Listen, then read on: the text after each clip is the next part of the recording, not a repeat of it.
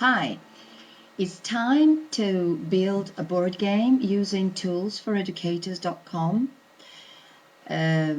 which this platform allows to build all sorts of other types of games like bingo and crosswords, but we'll go for a board game this time.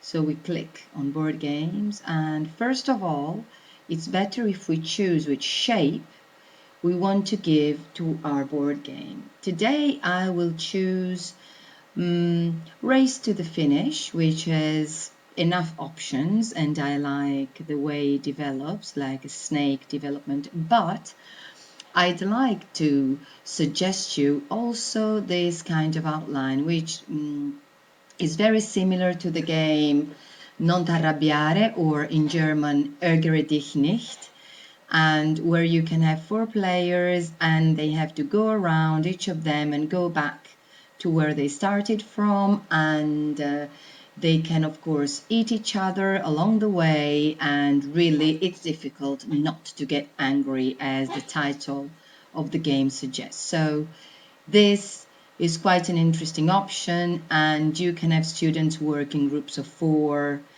and so maybe next time. Today I will choose the Race to the Finish outline, which is quite simple and linear. Okay, and the topic I want to work on, I want my students to play with is the house. So we'll create a game board with images and text.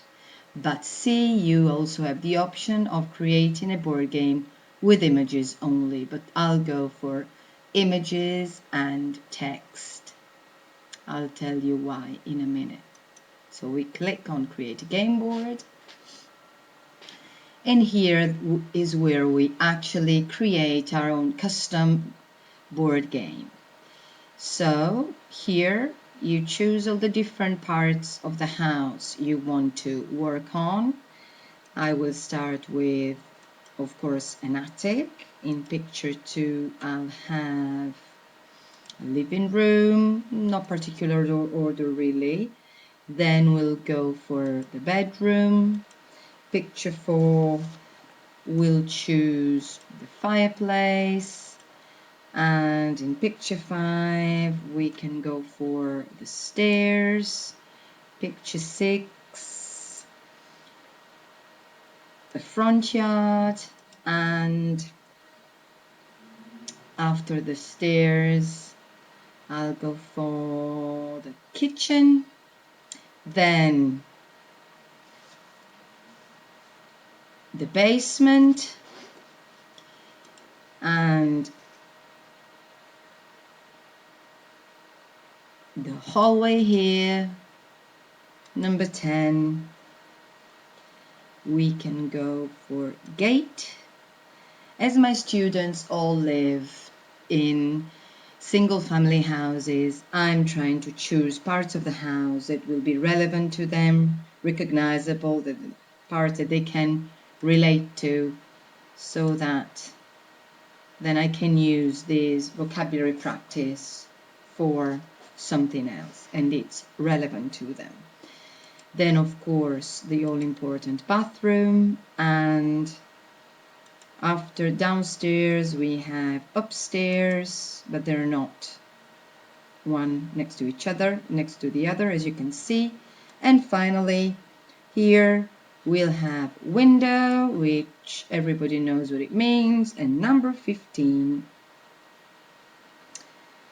we can have,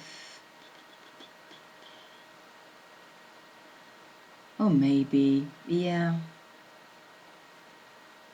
the driveway.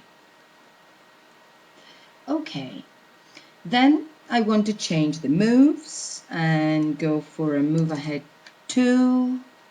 Okay, and then the second, not go back to start because it's too early in the game, go back 1, then lose a turn, and then I'd go for, yes, go back 3.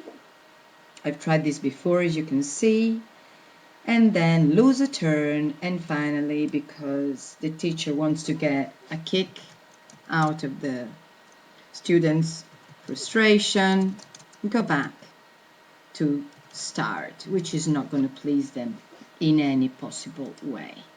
Okay, I'm all set. I can review my choices, which are fine, and then I can click on Make It.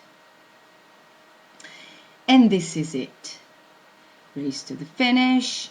You can see where I have a part of a house, I have a picture of a house and an arrow that says what they need to refer to, then go back 1, then lose a turn, go back 3, lose a turn, etc., etc.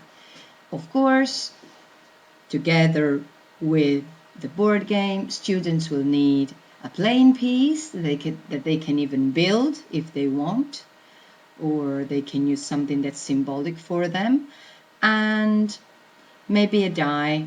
2, I think it's too much, too high a number for such a small game, so one die will do. So this is my game, and hopefully everybody will have fun playing it. Thanks for listening and watching. Bye bye.